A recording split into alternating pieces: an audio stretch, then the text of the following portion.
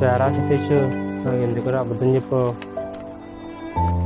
ఆ రోజు లెటర్ ఇవ్వలేదు కదరా, ఇచ్చాను చెప్పి ఎందుకు నా దగ్గర అబద్ధం ఆడావు. నీ కంటిని పిచ్చోళ్ళ కనపడుతుంది కదరా.